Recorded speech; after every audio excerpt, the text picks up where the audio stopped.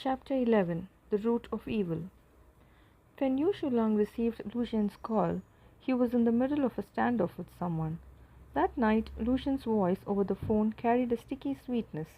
In less than 2 minutes of conversation, he had already confessed the feelings in his heart 3 separate times. I love you so much, Shushu. Shulang chuckled. That sudden declaration of love softened the faint irritation simmering in his chest.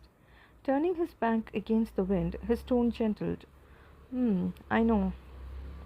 After exchanging a few more words, Shulang put down the phone. Turning around the corner, he saw Xiao leaning against the wall, still holding that cup of milk tea in his hand. I already told you I don't drink it. He tried to suppress the impatience on his face, not fond of sweet stuff. The man opposite clicked his tongue and muttered in complaint. I went through the trouble of buying it under the stars and moon, only for it to be so disliked. Shulang walked closer, slender fingers curling in a beacon. Give me one of those root-scented cigarettes. Xiao suddenly grinned, a touch of sycophantic. Well now, hooked already? Hooked? Not to that point. I just didn't bring my own cigarettes down. With the cigarette between his lips, he leaned toward the flame Xiao flickered to life. Shulang squinted slightly as the roach-like flavor touched his tongue on the first drag. It tasted strange at first, but once he grew accustomed to it, it felt like a feather, soft and light, yet ceaselessly teasing that tender spot at the tip of the heart, an oddly big-willing allure. President Fan coming to find me so late? Was there something? Shulang lifted the hand holding the cigarette, pressing his thumbs lightly against his temple. After working overtime the whole night, a headache had begun to throb. He truly had no desire to argue with Xiao. With a pop, a thick straw pierced into the sealed lid of the milk tea. Xiao bent his head and took a loud sip, sucking in a mouthful of cloyingly sweet fruit bits of unknown origin. I heard your company's been pulling overtime to rush out a proposal for me. Felt bad about it, so I figured I'd bring along some late-night snacks as a little consolation. He opened the back door of the car. On the seat lay 2 large bags filled with drinks and snacks. Shaking the milk tea in his hand, the man said, This one's the Grand Slam. Who would have thought, in trying to flatter you, I ended up hitting the wrong note? Exhaling smoke with his head lowered, Shulang let out a soft laugh. What virtue or ability do I have that President Fan would go so far as to flatter me? By virtue of you being my only friend in this city. Xiao leaned lazily against the office building wall, took another long sip of milk tea, then tilted his head to glance at Shulang beside him, and also my only source of amusement here. The phrasing grated on the ear. Shulang's brows drew together slightly. Can I interpret that sentence as nothing more than a mistake in your expression? By then, Xiao's milk tea was already at its end. He sucked noisily at the straw until only the dregs remained, then chewed on the dried toppings between his teeth, nodding. From now on, you may always interpret it that way. You are my only one, yet I am not your only one. The man flicked the empty cup into the trash with careless ease, then turned his head and said, That doesn't seem all that fair. Shulang let out a breath of laughter, half in exasperation. Holding the cigarette between his lips, he slanted a sharp glance at Xiao from the corner of his eye. If you can't speak properly, then don't fucking speak at all. Stop spewing words that don't match their meaning. Hearing the curse slip out, Xiao's eyes flashed with both surprise and amusement.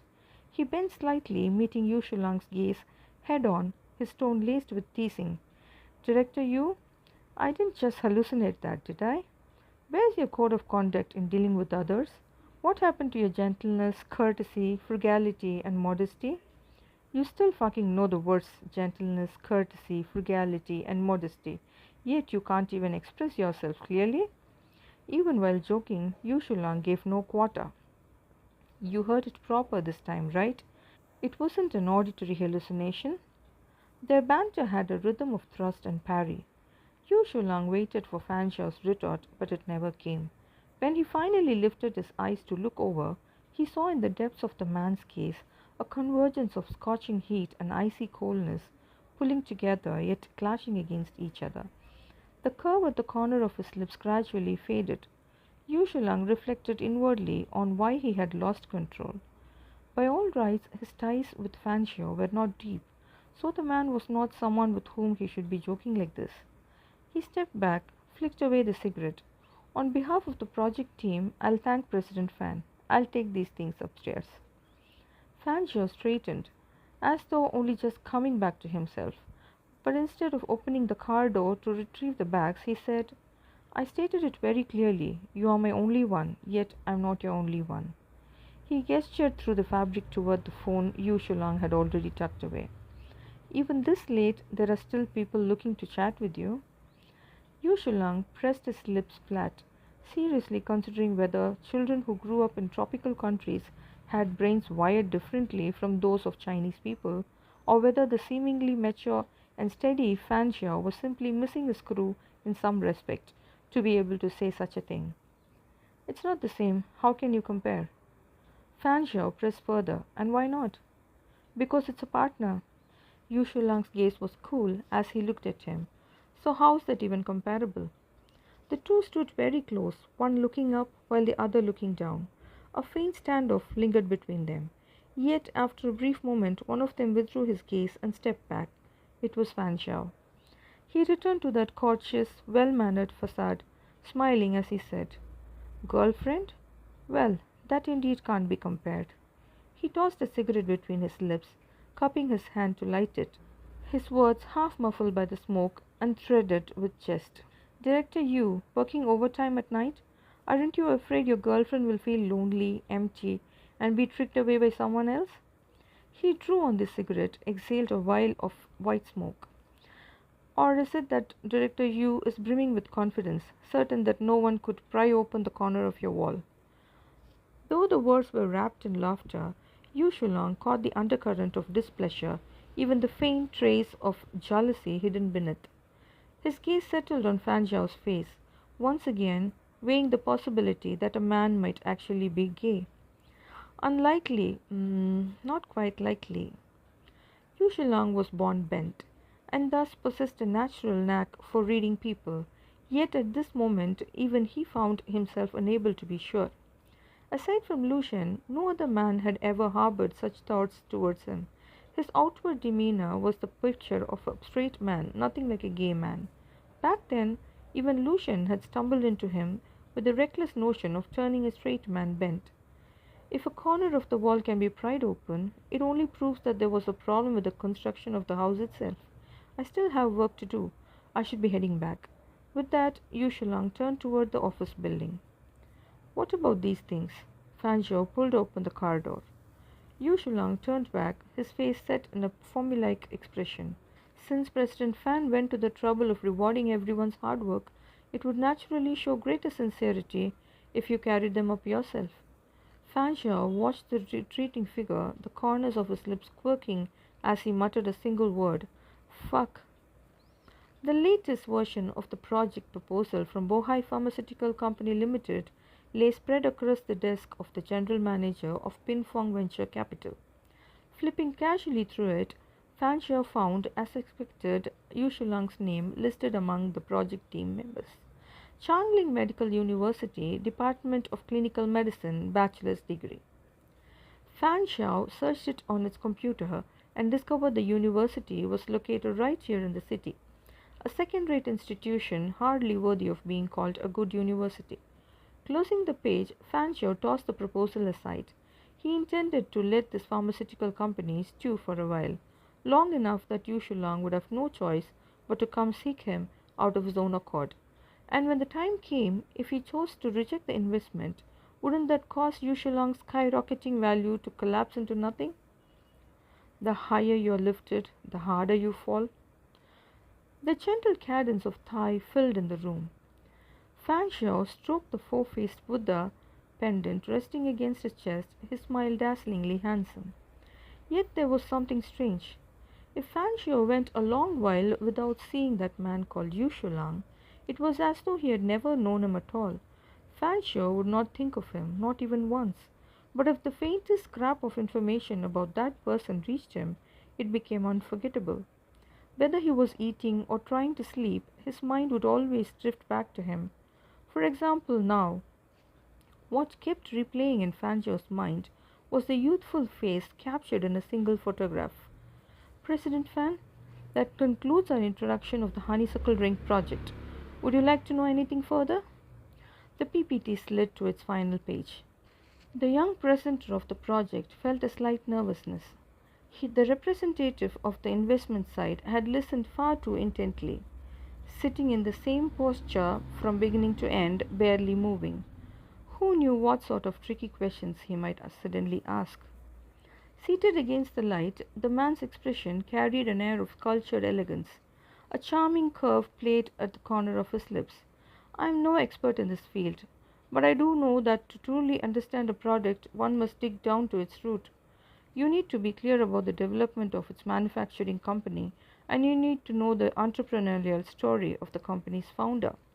Just like that photograph, it seems to hold quite a bit of information. Why don't you tell me about it, President Huang? The man addressed as President Huang was obese and elderly. Even in the air-conditioned room, he dabbed the sweat on his forehead with a handkerchief, then turned to look at the photograph hanging on the wall behind him. That one?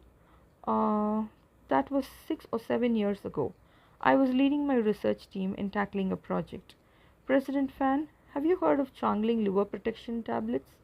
Those were developed by the team under my direction. The white-haired man let out a sigh, but the transformation of that research into a viable product didn't go well. These days, it's rare to find Changling brand liver protection tablets still stocked in pharmacies. Among the research team you led, they were your students too, weren't there? Some of them look very young. The chubby old man rose from his seat, walked to the photograph, and smiled as he spoke. At that time, Changling University had not yet established a pharmaceutical research and development company. There was only a research center, and every project was led by professors with their students. The people in this photo were basically all my students. They were the most outstanding and exceptional talents of their year. Fan Xiao, too, stood and walked around the oval-shaped conference table, coming to stand before the photograph. The photo itself was nothing remarkable. A slightly thinner, somewhat younger President Huang stood alongside a group of vibrant young men and women before a laboratory bench. Perhaps they had just completed a milestone task, for everyone's expression was light and carefree. They faced the camera, some smiling, some pulling funny faces. Someone had even mischievously raised two fingers in a V sign behind the chubby President Huang's head.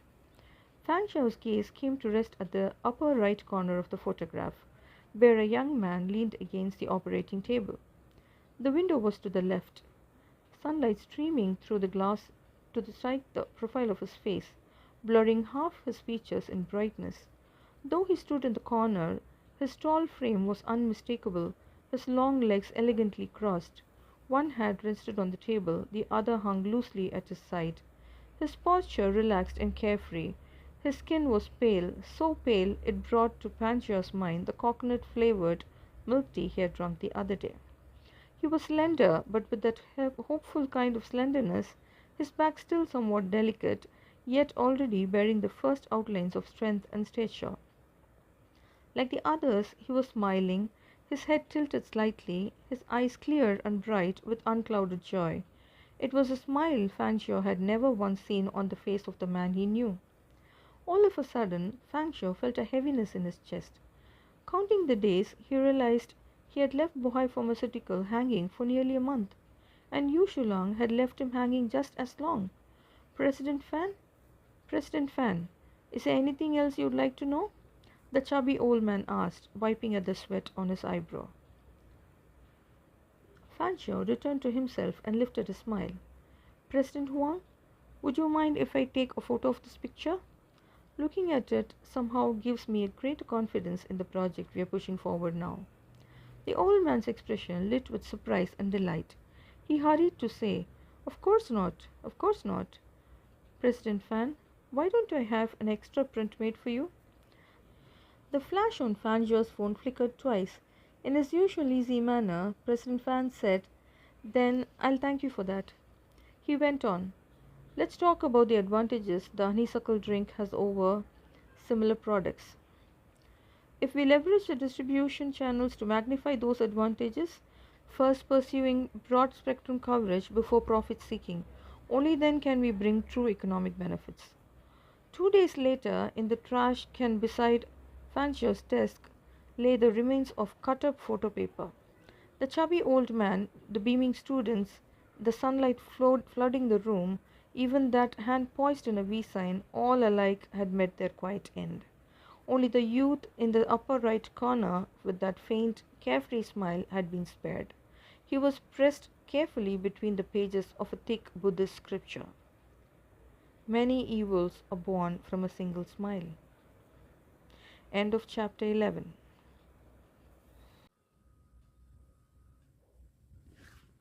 Chapter 12. Passive Performance.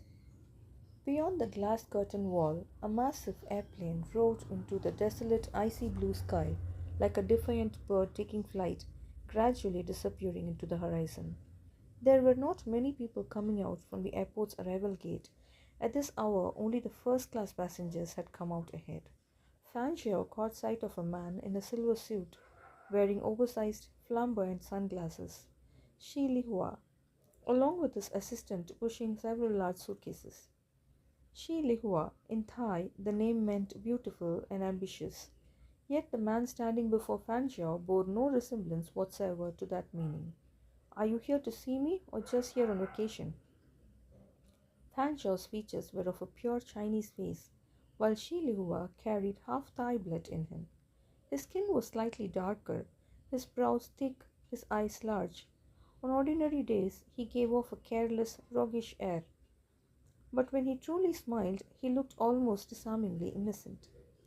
He pulled off his sunglasses and threw his arms around Fan Xiao in an exaggerated hug. I wrangled a long holiday from my grandfather. Said I'd come and learn business from you. Walking side by side toward the exit, Fanshawe chuckled. Learn business? Weren't you the one who only ever wanted to laze about in the piles of money? Shilua shrugged. My grandfather knows I am not cut out for business, but that old fox wants me to grow closer to you. After all, there aren't many heirs in your Nan Nawa family, and with how outstanding you are, you might very well rise to prominence in the future. He is casting a long line, waiting for the big catch. Shi Lihua was the third generation descendant of Royal Granary, the number one brand of Thai fragrant rice. With a whole swarm of uncles and older brothers above him, he once joked that unless plague or war wiped out the dozen odd heirs ahead of him, he'd never get a chance to inherit that position, not even in his next life. Fanshawe was different. He was the younger master of Thailand's largest pharmaceutical chain enterprise, and the only ones vying for the helm of precision with him were his uncle and two elder brothers. Fanshawe spoke evenly. Your grandfather seems to have forgotten that my uncle and my two elder brothers are far more outstanding. And besides them, I still have six younger siblings, just like you. They are especially eager to see us die of plague or war. Once they stepped out of the terminal, Shi Lihua whipped out a hydrating mist spray he always carried with him and doused his face in a fine mist. Patting at the droplets, he said, Anyway, none of them are as twisted as you. I bet you can win. He pulled open the door to Fanshawe's car, frowning. Another one of these ugly cars? Why not get a sports car for the same price? Fanshawe had already slid into the driver's seat. He started the engine, his voice flat and devoid of emotion. If you don't like it, you can take the car behind. The driver of the rear car was Fanshawe's bald, fierce-looking assistant, who at that moment was hefting Shilua's suitcase into the business vehicle. Forget it. Shilua ducked into the car, then said with gleeful excitement, Tonight I've got a gathering lined up. Time to really let loose. As the car glided out of the parking lot, Fanjo kept his gaze fixed on the road ahead. Haven't even entered the country yet, and you have already arranged your party? Shilua's mother was Chinese.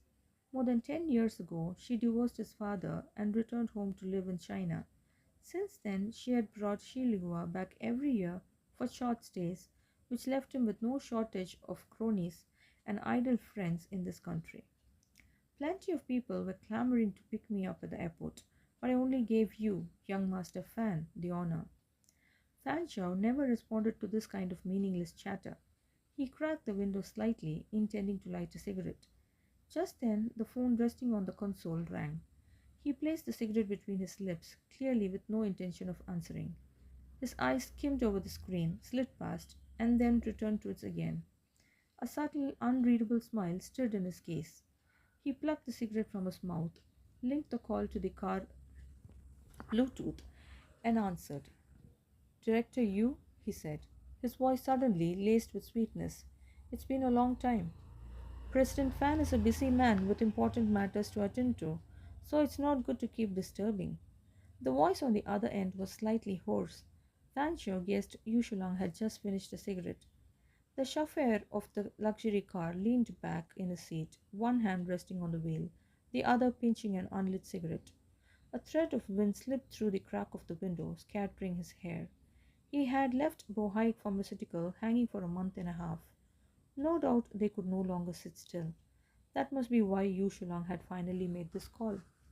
Fan Shao scraped his tongue lightly across his teeth, and all of a sudden life seemed amusing again. For others it might be considered a disturbance, but for Director Yu it certainly is not. Hearing this, Shi Ligua, seated in the passenger seat, arched a brow. He craned his neck to sneak a glance at the name displayed on Fan Zhao's phone screen. In that case, if it's not a disturbance, may I invite President Fan to a simple dinner tonight? Fan Xiao slanted his eyes toward Shi Liua, and his reply rolled off his tongue without hesitation. Sure, no problem. The chime of glass against glass rang out. Half a measure of some nameless foreign liquor was poured into the iced whiskey just handed over by the waiter. The translucent ice cubes bobbed up and down, the mingled aroma of the alcohol bursting out at once, spilling over together with the splashed liquor. Inside the largest private room, men and women lounged in every direction.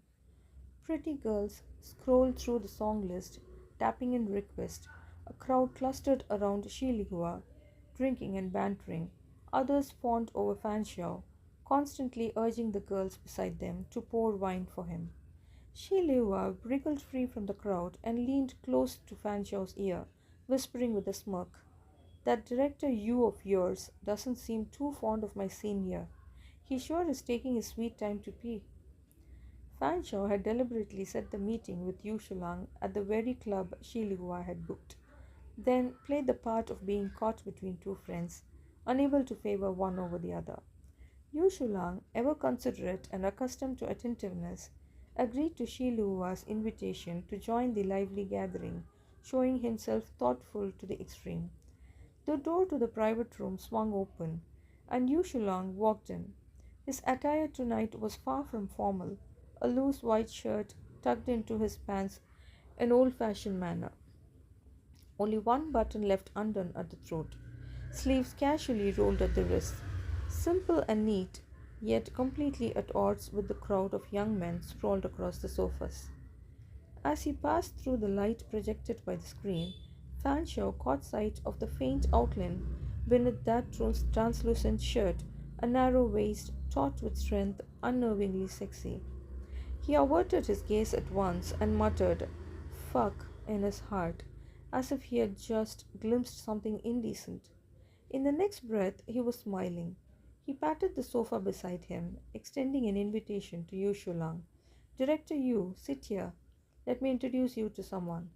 The beautiful woman beside him, sharp-eyed and perceptive, immediately shifted to make room. She reached into the ice bucket, poured a drink, and pushed the glass toward Yu Shulang. Skilled in handling such occasions, Yu Shulang thanked her, a polite smile lifting his lips. He turned to Fan Zhao with a look of expectation. "Who does President Fan wish to introduce me to?" "Over there," the heir apparent of Ruxiang Chain Pharmacy, Vice President Xu. Following his words, Yu Shulang glanced toward the man seated on Fan Zhao's other side. He was about 27 or 28 years old, not exactly handsome, with long brows and narrow eyes that carried a trace of mischief. He had the habit of looking at people from the corner of his eye, wearing a perpetual air of frivolousness. Fan Xiao tilted his head toward Yu Shulang. This is Yu Shulang, office director of Bohai Pharmaceutical, the only person in this city I can truly call a friend. He gave a little shrug, smiling. Forgive my poor wording, but that's what I mean. Oh my, if President Fan speaks of you in such terms, then you must truly be an extraordinary person. Catching the flicker of surprise and respect on their heir apparent's face, Yu Shulang quickly recalibrated his understanding of Fan Xiao. The heir apparent of Ruxiang Pharmaceutical, whose influence sprawled across several neighboring provinces, actually showed deference to Fan Xiao. Fan Xiao's field was venture capital. Money was a given, but the young master Ruxiang was hardly a man unacquainted with the world. There was no time to ponder further. With no social standing of his own, Yu Shulang was the first to extend his hand, his expression tinged with subtle admiration. I have long admired Vice President Xu's name. A few years ago, I had the privilege of attending your esteemed father's lecture at Changling Medical University. It was vivid, enlightening, and left a deep impression. To meet Vice President Xu today, truly like father, like son. Director Yu flatters me. The young master had long grown used to hearing words of praise. His enthusiasm only ever showed when directed toward Fan Xiao. Now if he even beckoned the girl at his side to pour wine for Fan Xiao. Director Yu, whether the medicines produced by Bohai Pharmaceutical will be able to smoothly enter the market in the future or whether they will sell in great numbers, Vice President Xu plays a decisive role in both. After all, Ruxiang Pharmaceutical is one of the three major contenders across several surrounding provinces, and Bohai Pharmaceutical's foundation also lies here. Fanshawe picked up the wine the girl had just filled for him. I'll connect the thread, introduce you to Vice President Xu. The rest depends on how you and Bohai Pharmaceutical grasp the opportunity. What Fan Xiao said was no exaggeration. Bohai lacked a well-known best-selling product, and its sales network was spread only across nearby provinces. In the past, distribution had always been carried out through provincial, regional, and country-level agents, supplying mainly to small pharmacies. If Bohai wished to grow stronger and larger, collaborating with major pharmacy chains was undoubtedly the only path forward. Accepting Fan Xiao's favor, Yu Shulang raised his glass again and again, coaxing the young master into high spirits. This was where his skills shone brightest. Yet, after making the rounds of pleasantries for a while, even he began to tire. So, seizing an excuse, he slipped out for a smoke. By then, Shi Liwa had slumped into the empty seat, heavy with the stench of alcohol. He tossed back another glass of rum before rolling lazily. This little entertainment you found is pretty dull. Not only is it a man, he is downright boring. Leaning back against the sofa, Fanshawe slowly sipped his drink. At those words, he chuckled. He's pretty interesting. A saint, you know. A saint? Oh, come on. Someone like that falling into your hands? Won't you strip him to the bone? Sheila's empty glass had long since been refilled. He held it up with a sly grin. Why don't we have the saint put up on a little performance later, huh? Fanshawe took a long swallow, the fiery bite of tequila spreading through his mouth. Once the heady rush of the alcohol ebbed, he spoke again, his tone languid. All right. When Yu Shulang re-entered the private room, the crowd had thinned considerably. Fan Xiao and Shi Liwa were sitting together, chatting, while at the heir apparent of Liu Xiang's side, the woman draped around him had been swapped out. The sultry, mature beauty replaced by a girl fresh-faced and pure. The girl seemed a little restrained, moving about under the heir apparent's orders to refill glasses. Fan Xiao would always offer a polite word of thanks, while Shi Liwa did not spare her so much as a glance. Yu Shulang did not move closer to Fan Xiao, but chose a seat in the corner of the U-shaped sofa. He had come tonight with a task in mind, yet even now the words remained unspoken. In truth, with business ties between their two companies, acting as a middleman to help push things forward should have been the most natural thing in the world. However, now that Fan Xiao was the one he had to deal with, an indescribable unease settled in Yu Shulang's chest. Director Yu had always been a shrewd judge of character, yet Fan Xiao was someone he could not quite grasp. Most of the time the man appeared refined and courteous, measured in every word and step, yet now and then Yu Shulang would catch an unexpected glimpse of that indifferent gaze. Just like that day at the hospital, though Fanshawe had stepped in without hesitation, shoulder to shoulder with him, to save that child, when the room erupted in thunderous applause, his composure remained cold, almost chilling in its detachment. And with him at times he was far too close. Yu Shulang had always attributed Fanshawe's manner to the passionate temperament born of hotter countries, but tonight, every time he tried to bring himself to ask whether Pinfong Venture Capital had any interest in investing in Bohai Pharmaceutical, he worried that Fanshawe might be put in a difficult spot because of him. Still, he told himself, the question must be asked. The factory director had already been pressing him for 2 weeks. Lifting his eyes once more, Yu Shulang saw that Fanshawe was still deep in conversation. His long fingers rested loosely around the wine glass, both elbows braced against his knees, head inclined just slightly as he listened to Shilua's animated gestures and exuberant talk. Yu Shulang's wandering gaze slid past the heir apparent seated nearby, then froze in an instant.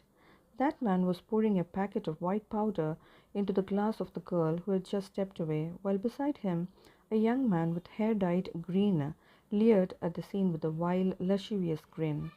Yu Shulang swiftly averted his gaze, shifting his body back into the shadowed corner where the light did not reach, his brows knitting tightly together. End of chapter 12.